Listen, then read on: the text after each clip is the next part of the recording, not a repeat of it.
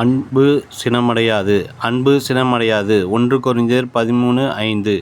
சினம் என்பது தோல்வியின் அறிகுறி. சினத்தை மேற்கொள்ளுகிறவனே ஜெயம் கொள்ளுகிறவன். ஒருவன் மேல் மற்றவர்கள் குற்றம் சாட்டி பழி சுமத்தும்போது அவனை பரிகசிக்கும்போது அவன் சினத்திற்கு இடம் கொடாமல் தெய்வீக அன்போடு நடந்து கொள்வானானால் அவனே சோதனையை வென்றவனாவான். எந்த ஒரு மனுஷன் சினத்தை அன்பினால் மேற்கொள்கிறானோ அவனே எப்பொழுதும் எல்லா சூழ்நிலைகளிலும் ஜெயம் கொண்டவனாயிருப்பான். ஒரு அருமையான சகோதரியை திருமணம் செய்தவனோ மிருகத்தனமானவனாயிருந்தான். அவளது பணத்துக்காகவே அவளை திருமணம் செய்திருந்தான். ஒரு நாள் காலையில் சிறு பிரச்சனை நிமித்தம் அவன் அவளை அடித்து உதைத்துவிட்டு வெளியே போய்விட்டான். மதியம் வீடு திரும்பிய போது மேஜையில் மனைவி தனக்கென்று உணவு வைத்திருப்பதைக் கண்டு பிரமித்து போனான்.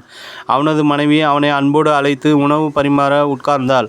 நான் உன்னை காலையில் அதிகமாய் காயப்படுத்தி விட்டேனோ என்று கணவன் கேட்டபோது அந்த மனைவி சொன்ன பதில் அவன் உள்ளத்தை தொட்டது. அவள் சொன்னாள், நீங்கள் என்னை அடிக்கவில்லை, உங்களைத்தான் அடித்தீர்கள்.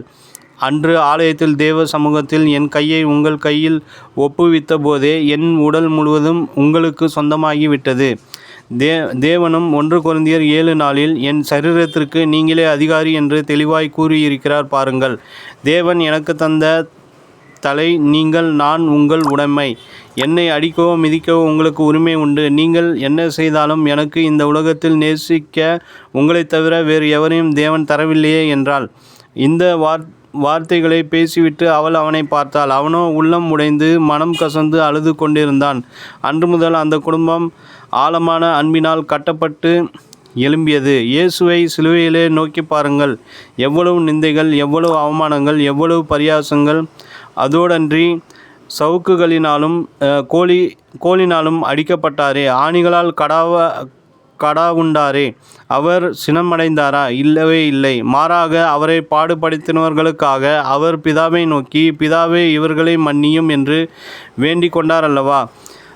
அதுதான் சினத்தை மேற்கொள்ளும் வழி. அன்பு திரளான பாவங்களை மூடும். பாவங்கள் மூடப்படும் போது சினத்துக்கோ மூர்க்கத்தனத்துக்கோ அங்கே இடமில்லை. சண்டைக்கோ பிரிவினைக்கோ அங்கே பேச்சு இல்லை.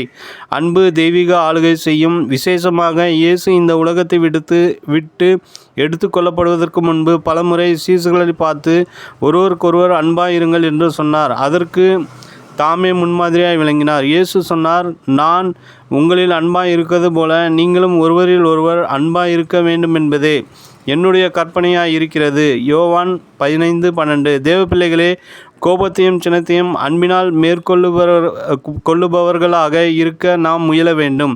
நினைவிற்கு, அன்பானது பிறனுக்கு பொல்லாங்கு செய்யாது. ஆதலால் அன்பு நியாயப்பிரமாணத்தின் நிறைவேறுதலாய் இருக்கிறது. ரோமர் 13:10.